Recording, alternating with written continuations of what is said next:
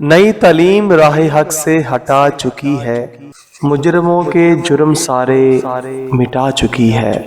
پھر سے قتل ہو رہا ہے یہاں ابن آدم، سزا سے ماورا سزا سبھی کو مل چکی ہے۔ دہشت زدہ سبھی یہاں شہر دکھے ہیں، ہر انسان کو ہوا نئی لگ چکی ہے۔ رخ ہوا کا جب سے یہاں بدلتا جائے، پروازیں شاہین تب سے بدل چکی ہے۔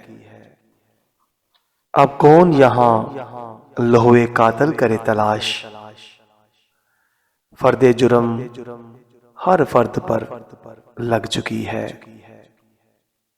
کعبے کے نگہباں بھی ہراساں ہو چکے،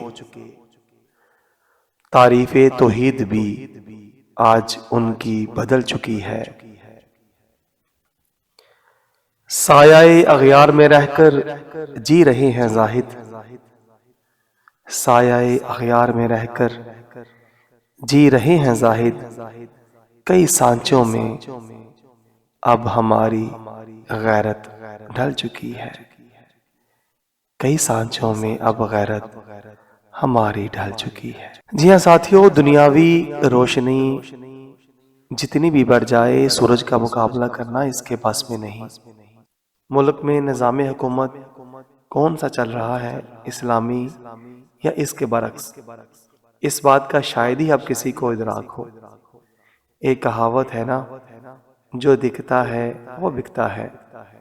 بالکل ایسے ہی آج ملک میں جگہ جگہ سکولوں، کالجوں، یونیورسٹیوں نے اپنے پنجے گاڑ رکھے ہیں۔ کہنے کو تو یہ تعلیمی ادارے ہیں جہاں سے بچوں نے وہ سب کچھ سیکھنا ہوتا ہے جو ایک مسلمان کو سیکھنا چاہیے، مگر افسوس کہ معاشرے میں روشنی کی جگہ ہر طرف گپ اندھیرا پھیلتا جا رہا ہے۔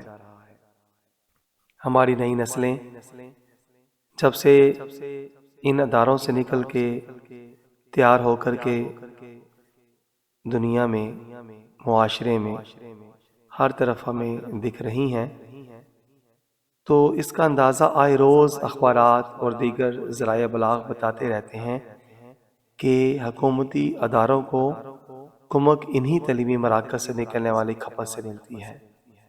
ملک میں نظام حکومت اسلامی نہیں، نبی کریم صلی اللہ علیہ وآلہ وسلم کی شریعت مصطفیٰ نافذ نہیں، اور نہ ہی احکام الہی نافذ ہیں۔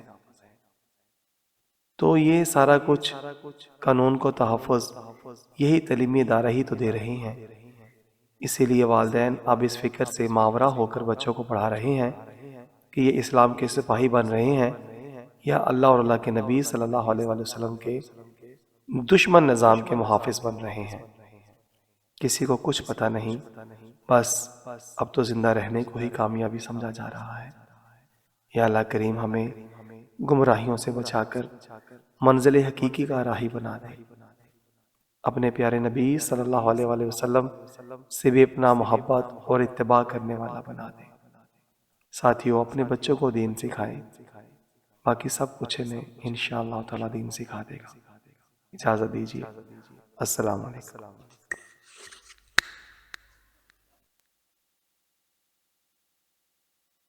مولاي صل وسلم دائما ابدا على حبيبك خير الخلق كل